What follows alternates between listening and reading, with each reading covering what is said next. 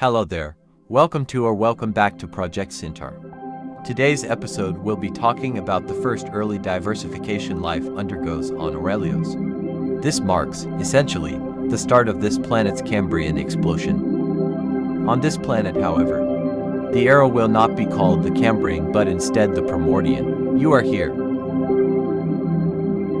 On a quick side note, I updated the background as it wasn't catching up to my improved pixel art skills. Let's get back to the video, shall we?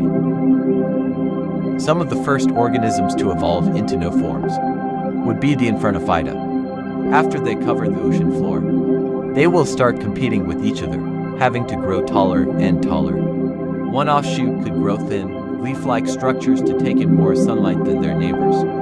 Meet the Sagrophytes. They act like seagrass and coat the seafloor in large patches. Another descendant could become even taller by making a few adaptations, one of them being a thick tall stem covered in leaves to catch as much sunlight. It would also gain some gas bags to help keep its top near the surface of the water. Meet the Algero, Aurelios' version of kelp. It would form large expanses of kelp forest near the shallows where life would be abundant and diverse. Those deserve a video on their own though, so I will move to the next organism. The Corticanoa could evolve as well, due to the advent of some active predators. They would be forced to evolve ways around that or go extinct. One such variation is the bilate worm. It has evolved to be bilaterally symmetrical and dig large burrows beneath the sand to hide in. Their colonies of burrows can house up to 50, with them each taking turns as a lookout. To aid in this, they have evolved to more primitive eyes on each side of its original eye. Another offshoot of the Corticanoa could evolve a hard shell to protect it from predators.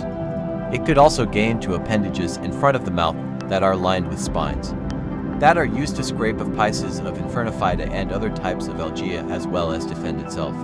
It would not be limited to only eating Algae, however, as it would still suck up marine snow in times of need and could also scavenge for a carcass, if necessary. This creature is called the Chlamyscrap. The Tesseragones are also sure to evolve as well. One might even evolve to fuse its segments together and become a sort of fish. It would repurpose its front set of limbs into a four-part jaw-like structure, lined with 2 rows of bristles for filtering out planktonic creatures from the water. Meet the Simonosarian, name meaning swarm fish. It is named after its behavior of swimming in large swarms to minimize the risk of attack from a predator. It also has a fish-like tail it uses to swim. Some Simonosarian could evolve to be huge, almost whale-like. To do so, it would need to make 2 major adaptations. This creature would be called the Antigryphalones. The adaptations are: 1. Convert its bristles into a baleen-like structure. Baleen is what whales use to filter out plankton from the water. 2. They would have to evolve some way to support their huge structure. One way to do this is through the use of bones. They could evolve a thick skull to protect its organs, and a rib cage for structural support. Another organism sure to evolve are the Zoysilances. Meet the Barnatach. They have evolved to be smaller as to not get detected by predators, and to excrete a sticky substance that hardens to stick to surfaces it otherwise couldn't. These surfaces include other animals as well. Another evolution is the spongy morph. They are almost colonial, growing around each other for structural integrity. They even have spots on their skin to share nutrients with one another.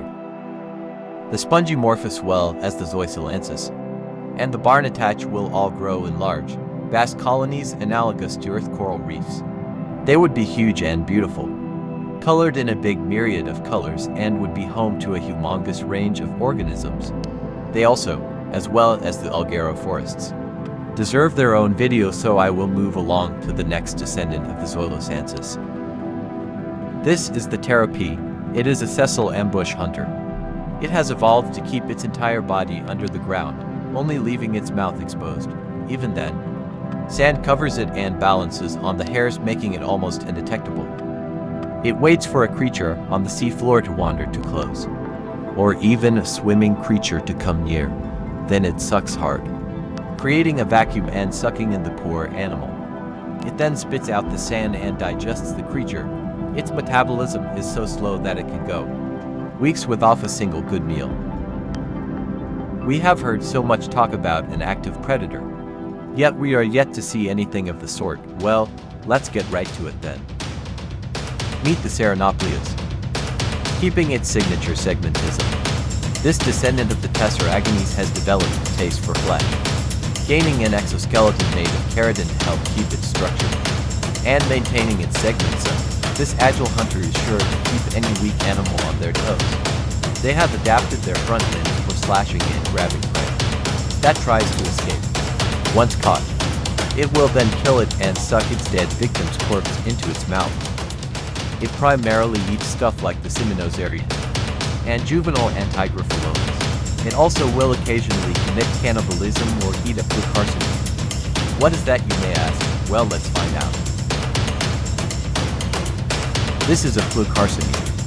It has evolved a more flexible exoskeleton to help it thrash about and bend down to pluck benthic creatures from the seabed. They have evolved even more complex mandibles to help flip their prey over and reveal their juicy undersides.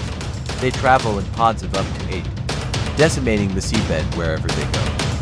They split off from the Ceranopleus on the evolutionary tree before it evolved to move its eyes back a segment to avoid damage, meaning it occasionally damages an eye in hunts. Every creature we have discussed today serves as a brief overview of Aurelios' Primordian explosion. Thank you to the Pancake Wizard, Triple X, the Horse Guy, Magnus and Mr. Platta for the fan art you see in this video. They really help make the project look way better. The next episode will be about how life adapts to fail niches in the open oceans of Aurelios. Again, thank you so much to the people who were contributing art. If you would like to, then the link to the Discord server is somewhere in the description or comments of this video. I hope to see you in the next one. Goodbye for now.